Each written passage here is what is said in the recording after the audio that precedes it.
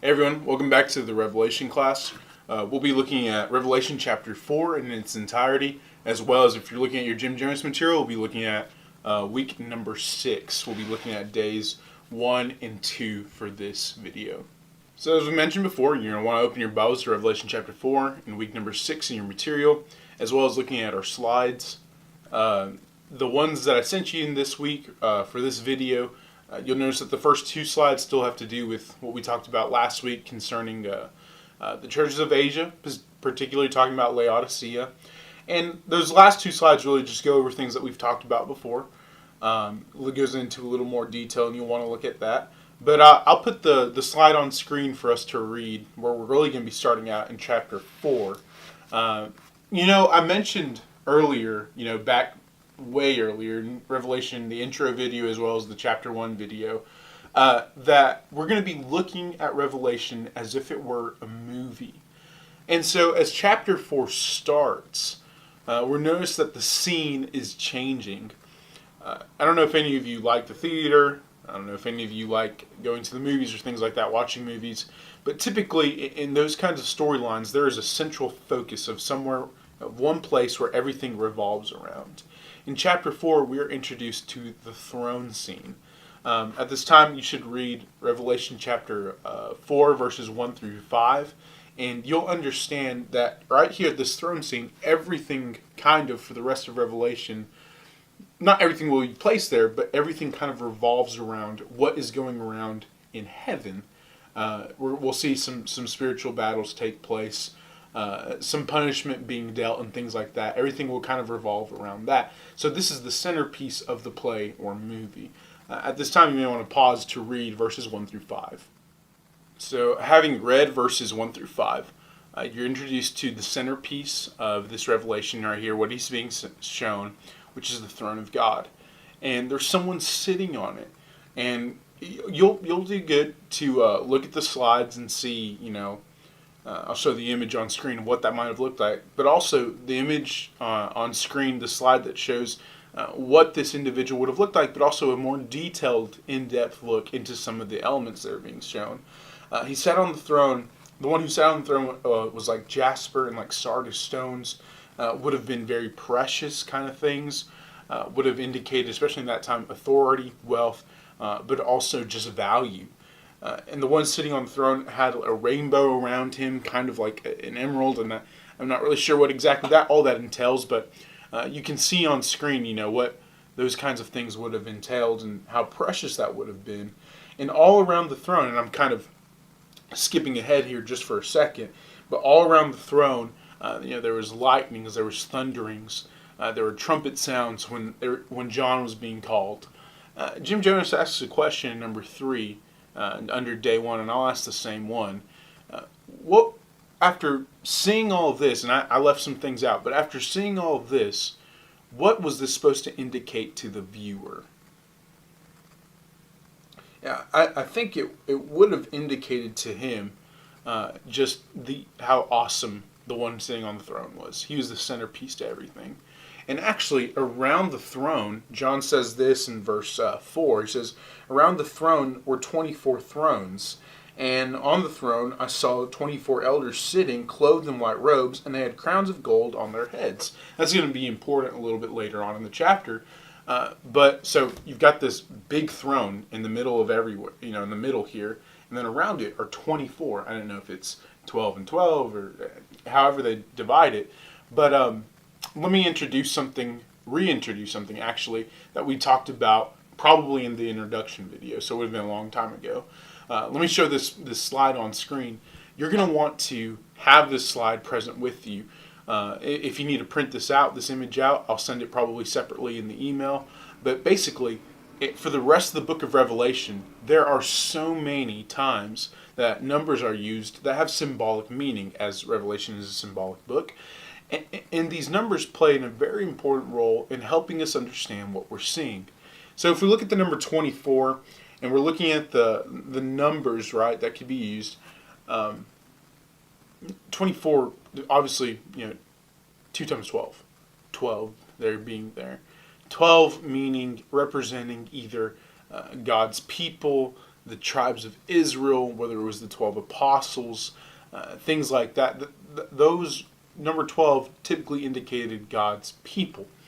And so, believe there, the ones sitting around the throne would have been the not only just God's people, but the elders, people who we would look up to as leaders.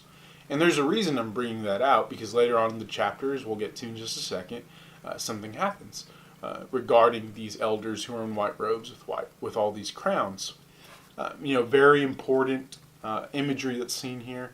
So, like I said, wrapping everything that you read in verse 1 through 5, this was supposed to indicate awe to the person who's seeing it, and seeing your leaders here. If you were to ask me my 2 cents on it, who are the 24 leaders? I'm not sure that there's a right answer. I'm not sure that there is an answer. I'm not sure that we're talking about specific people.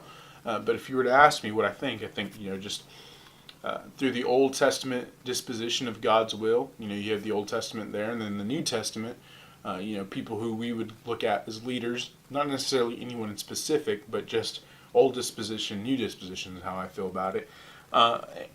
Anyway, they're all sitting around the throne. We'll get back to them in just a second, but right now you will do good into reading verses 6 through 11. So having read verses 6 through 11, which, Revelation 4 is a relatively short chapter, kind of sets us up for what's coming next. We're introduced to, as the scripture says, your version might say 4 living creatures or 4 living beasts or something like that. But you'll see the slide on screen. This is something that we haven't been shown to in a really long time. But it is something that we have been shown. So I need to make this point in bringing out, okay, what is the importance of the 4 living beasts? Well, we've seen it before in the Old Testament, going back to Ezekiel chapter 1. So at this time, I'd like you to turn your Bibles to Ezekiel chapter 1. We're actually going to read a fair amount there to compare with what you just read in Revelation chapter 4. My point in doing this is, as you're turning there, make sure you don't miss this point.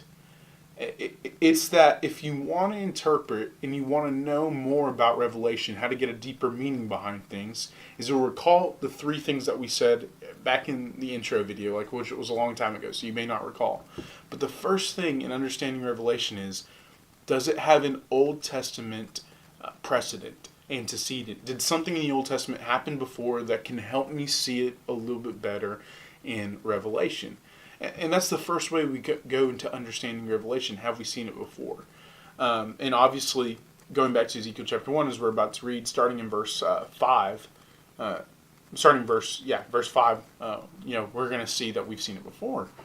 So anyways, we've got these 4 living beasts in Revelation right before we read verses 1 through 5, or starting reading in Ezekiel chapter 5, 1, verse 5. Not doing so hot today. But anyways, the beasts back in Revelation, there were 4 of them. One had, the head of a calf, and it looked like its own distinct beast. One had an eagle's head, one of them had a lion's head, and one looked like a man. And they were all distinct and they were all separated.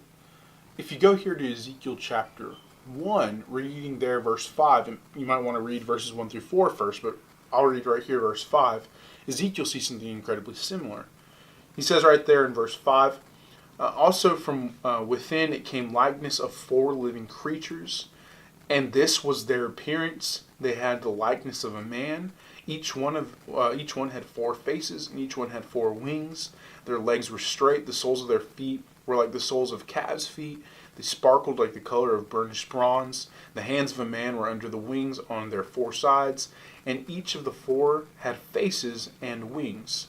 Their wings touched to one another, and the creatures did not turn when they went, but they went straight forward. As for the likeness of their faces, each one had the face of a man. Each of the 4 had the face of a lion on the right side, and each of the 4 had a face of an ox on the left side, and each of the 4 had a face of an eagle. Okay, so I bring that all out to say is that we've seen beasts or spiritual beings like this before, and this was obviously when Ezekiel was having these visions as opposed to John. Same animals pretty much being used, but instead of all 4 of them looking alike, there are 4 distinct beings in Revelation. Now, does it really matter? If we decipher everything about them, probably not. I'm not sure that we're fully meant to understand what these beasts were like. If you go back in the book of Ezekiel, as we've read right there, you continue reading on, he goes into a little bit more how that looks like they also have wheels. And later on in chapter 10, verse 20, you may want to read that, he basically says that these beasts that I've been seeing, I know they're cherubim. Cherubim. That I am letters at the end of a Hebrew word is kind of like putting an S in the English language. It makes something plural. So a cherub would have been a single beast, and spiritual being. A cherubim would have been multiple, would have been putting it in plural. And if you see the way they are in Ezekiel, they have wheels, they go to and fro. And if you see the way they are in Revelation, they have the wings that they can fly. I think that's the implication. But also they also have eyes everywhere. That indicates the fact that these do the will of God, obviously. But that indicates omniscience and omnipresent. Can you tell me what those words mean? Omniscience and omnipresent. It indicates those things, meaning that God can be everywhere and He knows everything. I think that we can't miss that point there. There's eyes everywhere. It sees everything. It can go anywhere. It can be anywhere. This would have been how the cherubim would have been kind of, I think, portrayed in Ezekiel, as well as being, I'm not sure that they are cherubim in Revelation, but they're very similar. Basically, they are spiritual beings doing the will of God, representing God is here, God is there, and He knows everything.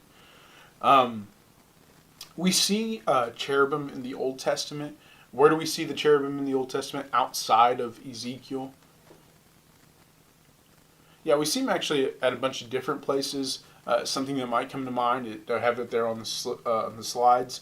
You see them in Eden, one of them guarding, with a fiery sword guarding Eden so that nobody could enter in, as well as you see it in over the mercy seat, and I'll put a picture of what that would have looked like. Two of them, their wings would have been touching, and so we've seen those creatures before, and you might also have been introduced to the word seraphim. If you turn your Bibles to Isaiah chapter 6, I'll turn there with you. I'll read what it says right there in Isaiah 6, as the prophet himself is having a vision. It says in Isaiah 6, you read there verse 2 and 3, it says, above it stood seraphim. Each one had 6 wings. With 2 he covered his face, with 2 he covered his feet, with 2 he flew. And one cried to another and said, Holy, holy is the Lord of hosts. The whole earth is full of His glory. So that's another creature, cherubim, seraphim. I don't know the difference really between the two, or how they work differently or independently. I'm not going to claim to know everything about them. But you might be interested in knowing the word seraph. If you take it back to the Hebrew, really means burning people. So these were burning people. Magnificent. But they're all there not doing their own thing, but doing God's will. So God is an awesome God. This would have been shown to John at the throne scene, right? He's in control of these beings. He is everywhere. And especially to John, as we move into our final point, you go back to Revelation chapter 4.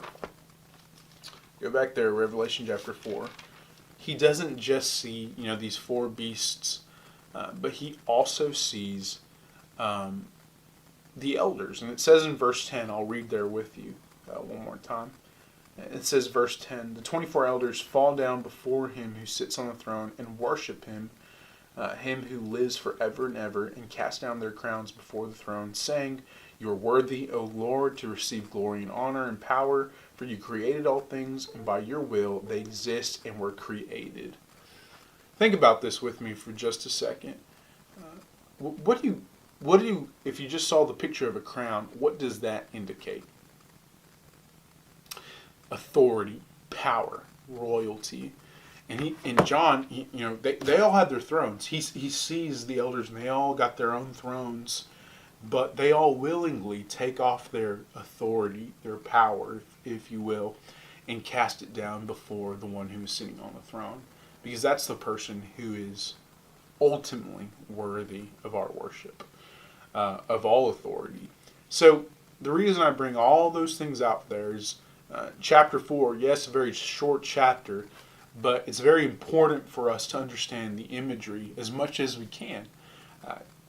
God's people, leaders of God's people, whoever that may be, throwing down their own authority, saying, God, you are the one who needs to be worshipped.